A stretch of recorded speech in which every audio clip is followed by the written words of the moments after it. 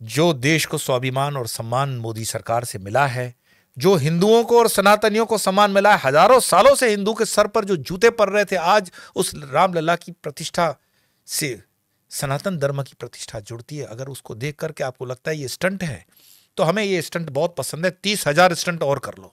अपने राजनीतिक स्वार्थ को पूर्ण करने के लिए राम के नाम को भी इस्तेमाल किया। ये राजनीतिक स्टंट मोदी कर रहे हैं, ये बात की बात आएगी। राजनीतिक स्टंट सबसे पहले मोहनदास करमचंद गांधी ने किया था। नमस्कार, नमो नारायण, जय श्री राम। अयोध्या से आने के बाद तुरंत ही आपके सामने रूबरू हो रहा हूं, और जैसे कि आप लोगों के काफ़ी मैसेजेस थे कि भगवान श्री राम की उस नगरी के अपने अनुभव, किन किन से मुलाकात हुई, और ढेर सारे आपकी जिज्ञासाएं, प्रश्न हैं जिनके उत्तर मैं समय के भीतर रहकर देने का प्रयास करूंगा। लेकिन सबसे ज़्यादा जो चीज़ मुझे दिखाई दी वो है कि राम मंदिर प्रधानमंत्री मोदी जी का क्या कोई राजनीतिक स्टंट है। आपने प्रश्न किया है कि ये राजनीतिक स्टंट है, तो मैं पूछने वालों से पूछूंगा, क्योंकि जो सामने पार्टियां हैं, राजनीतिक पार्टियां हैं, तो उनको ये स्टंट करने के लिए किसने रोका था? हिंदू मतदाता जो है वो सबका मतदाता है। करीबन 60 साल तक उसने कांग्रेस को सर पे बिठा कर रखा, और आज अचानक से हिंदुओं से कांग्रेस ने मुंह क्यों मोड़ दिया है? मैं लखनऊ से अयोध्या बाय रोड गया हूं, और पूरे रोड पर मैंने होर्डिंग्स देखी हैं रामलला के सम्मान में, भक्तों के सम्मान में इतनी होर्डिंग्स लगी हुई है। उसमें मात्र और मात्र भारतीय जनता पार्टी के विचारधारा वाले लोगों की होर्डिंग्स है, और किसी पार्टी की नहीं है। क्यों? आपका भारतीय जनता पार्टी की विचारधारा से विरोध हो सकता है, हिंदुओं से आपका क्या विरोध है? आपका होर्डिंग न लगाना यह दिखाता है कि ये सब पार्टियां हिंदू विरोधी हैं, सनातन धर्म के विरोधी हैं, राम के विरोधी हैं, रामद्रोही हैं, वरना होर्डिंग में तो कोई राजनीति नहीं है। दूसरी बात, जो अरेंजमेंट्स राष्ट्रीय स्वयंसेवक संघ ने निष्ठापूर्वक उनके कार्यकर्ताओं ने किए, वो दूसरे भी कर सकते थे। कांग्रेस के सेवा दल के लोग क्या कर रहे थे? क्यों? वो हिंदू नहीं है? ये प्रश्न तो उठता है। लेकिन चूंकि उनका नेता एक इटालियन है, इसलिए राम के साथ उसकी प्रीत स्वाभाविक नहीं बनती है। एक प्रमोद कृष्णन को छोड़कर के उनके पार्टी में कोई व्यक्ति नहीं है जो राम की बात करता हो। अरे, उन्होंने तो राम के अस्तित्व पर ही प्रश्न चिन्ह खड़ा कर दिया था, तो क्या वो राजनीतिक स्टंटबाजी नहीं थी? और आज जब 125 करोड़ सनातनियों के स्वाभिमान को ध्यान में रखते हुए अगर मोदी सरकार उसमें कोई कार्य कर रही है, इंफ्रास्ट्रक्चर को डेवलप कर रही है, तो ये राजनीतिक स्टंट हो गया। और मैं ये उनकी वकालत करने के लिए नहीं बैठा हूं, परंतु राम की जो आस्था है, राम का जो गुणगान है, राम का जो प्रभाव है, उसको मैं कहूं उससे अच्छा है कि आप गूगल पर जो राम जी लल्ला जी की मूर्ति बनाई गई है, उस मूर्ति को स्थापित किया है अयोध्या के अंदर, उस मूर्ति को बनाने वाले मूर्तिकार अरुण योगीराज जी का कोई इंटरव्यू देख लो। अरुण योगीराज जी उस 45 मिनट की इंटरव्यू में स्पष्ट बताते हैं कि 6 महीने तक वो कभी चैन से नहीं सोए, और अगर सोए भी तो इस लालच में कि कभी किसी काम में उनकी किसी छठा को लेकर के कोई मान हो रहा था और वो दर्शन हो जाए उस नींद के माध्यम से, स्वप्न के माध्यम से, इसलिए आंख लगाई तो लगाई, बाकी वो कभी सोए नहीं। खान पीन तो भूल जाइए, क्योंकि ये तपस्या का कार्य था। और फिर जो महत्वपूर्ण बात है कि अरुण योगीराज कहते हैं कि जब हम मूर्ति बनाते थे तो पर्टिकुलर 4 से 5 के बीच में फिक्स समय के ऊपर 4-5 बंदर, जिसको हम वानर भी कह सकते हैं, हनुमान जी का स्वरूप, वो मूर्ति देखने आते थे। पर चूंकि काम में विक्षेप ना हो, इसीलिए कुछ समय के लिए फिर उन जंगलों को या उस दरवाजे पे बैरियर लगा करके बंद किया गया, तो भी वो दर्शन करने रुके नहीं और जबरदस्ती से हिला डुला करके भी अंदर आते थे। अब अरुण योगीराज जी अगर ये बात करते हैं तो ये पॉलिटिकल स्टंट हो सकता है क्या? मोदी जी ने उनको पैसे दिए ये बताने के लिए? हाँ, विपक्षी ये भी बोल सकते हैं, उनका तो कोई धर्म है ही नहीं। परंतु हर एक चीज को राजनीतिक स्टंट देखना, ये अपनी ओछेपन की प्रामाणिकता है और कुछ नहीं। जो देश को स्वाभिमान और सम्मान मोदी सरकार से मिला है, जो हिंदुओं को और सनातनियों को सम्मान मिला है, हजारों सालों से हिंदू के सर पर जो जूते पड़ रहे थे, आज उस रामलला की प्रतिष्ठा से सनातन धर्म की प्रतिष्ठा जुड़ती है। अगर उसको देख करके आपको लगता है ये स्टंट है, तो हमें ये स्टंट बहुत पसंद है, 30,000 स्टंट और कर लो, क्योंकि मैंने कहीं पढ़ा है 30,000 मंदिरों पर आक्रांताओं ने हमला करके मस्जिदें बनाई है, तो 30,000 बार ऐसा कार्य होना चाहिए फिर तो। और विपक्षी दल इस पर क्या कहते हैं, वो भी अपना रुख साफ कर ले, और बाकी के जो संत महात्मा जो उस प्रोग्राम का विरोध कर रहे थे वो भी अपना पक्ष स्पष्ट कर ले। तो कोई तो कार्य करेगा, और जो कार्य करेगा वो हमेशा स्टंट होगा, ऐसा तो नहीं होगा। अगर मुझे किसी ने बुलाया है और वलसाड़ से मैं चुनिंदा उन कुछ एक लोगों में हूं, तो क्या ये स्टंट है? हमारा योगदान है राष्ट्र के लिए, उस योगदान के लिए, उस संतत्व के लिए, उस वस्त्र के लिए अगर कोई निमंत्रण है तो है, इसमें स्टंट क्या हो सकता है? परंतु हम सनातनियों की ये हमेशा से कमजोरी रही है कि हम इतिहास को पीछे से नहीं देखते हैं। हम मानते हैं कि जो बाबर से कहानी शुरू होती है वो 500 साल के राम है। नहीं, राम अनादिकाल से थे हैं, राम हैं और राम रहेंगे, और सिर्फ राम ही रहेंगे, बाकी सब माया है, राम की माया है। यह मैं किस आधार पे कह रहा हूं कि राम जी की अयोध्या, राम जी का काल कब कैसे निश्चित करोगे? वो अंग्रेज गोरी चमड़ी वाले आकर के बताएंगे कि राम 5,000 साल थे या 7,000 साल से, तो हम मान लेंगे। पर जो पुराण है, जो हमारी खुद की ग्रंथ हैं, उनको हम पढ़ने का हमारा कर्तव्य नहीं बनता। राम जी की अयोध्या में जिस समय देह छूटेगी, जिसका नाम है, रूप है, वो तो छूटेगा, वो तो छूटेगा सरयू के अंदर।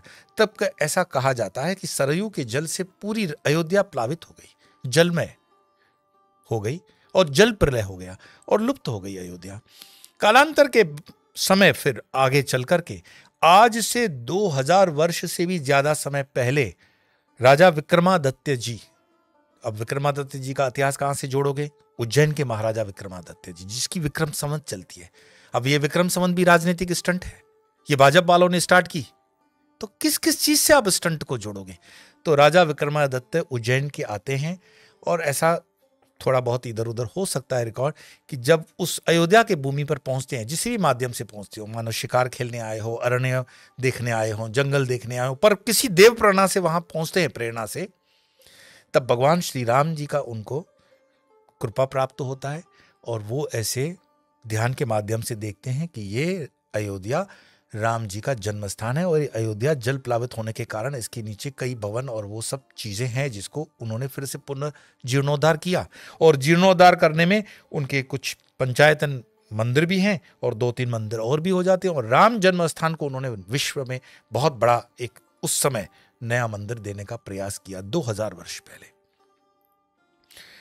और उसमें जो मूर्ति रामलला की रखी जाती है वो है काले राम शब्द प्रयोग होता है उसके, काले राम जी का दर्शन। काले राम का मंदिर आज भी अयोध्या में है, आप अयोध्या जाएं तो दर्शन करें, वो प्रामाणिकता के साथ उस मूर्ति का भी दर्शन करें।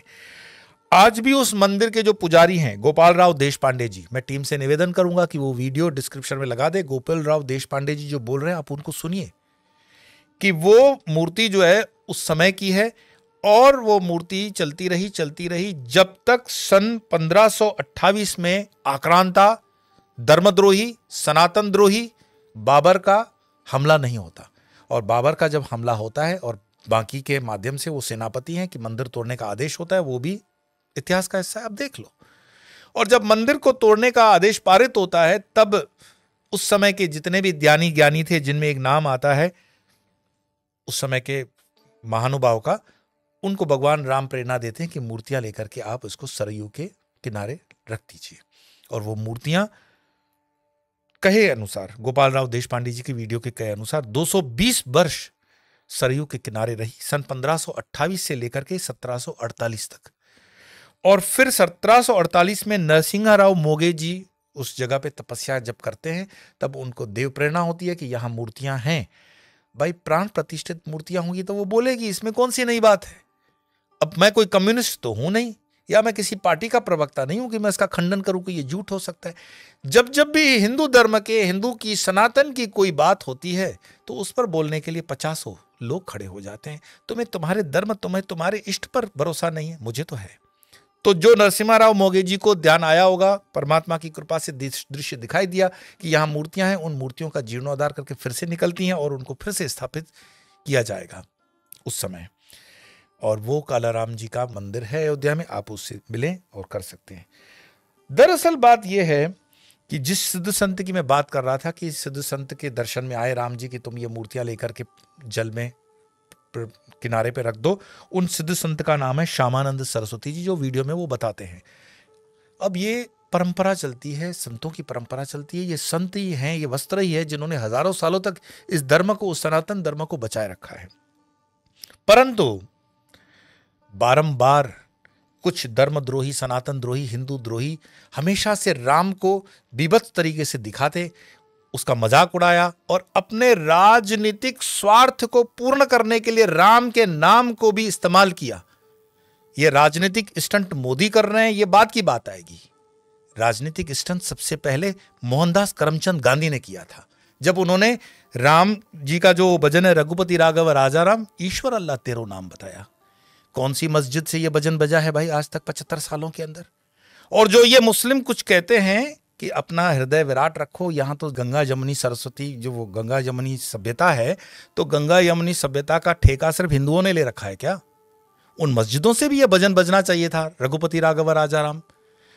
रघुपति राघव राजा राम के भजन को गांधी ने जानबूझकर तोड़ मरोड़ कर हिंदुओं के मानदंडों को अपमानित करने के लिए रखा, अपना राजकीय स्वार्थ सिद्ध करने के लिए। आज भी अगर गांधी के उन परिस्थितियों को आप देखोगे तो गांधी एक अपॉर्चुनिस्टिक, अवसरवादी राजनीतिक व्यक्ति है, दूसरा कुछ भी नहीं। महात्मा को उसको लगाने वाला कौन है? कांग्रेस ही है। हमारे जैसे महात्माओं कौन उनको महात्मा मानता है? कहां का महात्मा भाई? इस देश में जो राम का आदर न कर सके वो महात्मा हो सकता है? और रघुपति राघव राजा राम का जो मूल भजन है वो भी डिस्क्रिप्शन में मैं टीम से कहूंगा लगा दे, और मूल भजन कैसे गाया जाता है वो भी ऑडियो वीडियो है उसमें। मैं आपसे निवेदन करूंगा, अपने बच्चों को, अपने पीढ़ियों को जो सही भजन है वही बताइए। ये जो मिक्स क्रीचर है ना, मिक्स हमेशा चीजों को हमने ले लिया है, उसमें सनातन धर्म का बहुत नुकसान हुआ है। हमारे ये जो विराट हृदय के कारण आक्रांताओं ने हमारा लाभ लिया हजार हजार वर्षों तक, अब उसमें से जागने का समय है।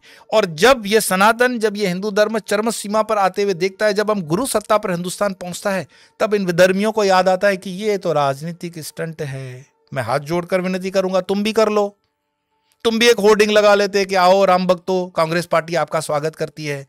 दूसरी पार्टियां भी हैं, मुझे तो कहीं नहीं दिखी, ना ममता दिखी, ना समता दिखी, न जदयू दिखी, ना आरजेडी दिखी। क्यों? क्या इनको हिंदू वोट नहीं करता?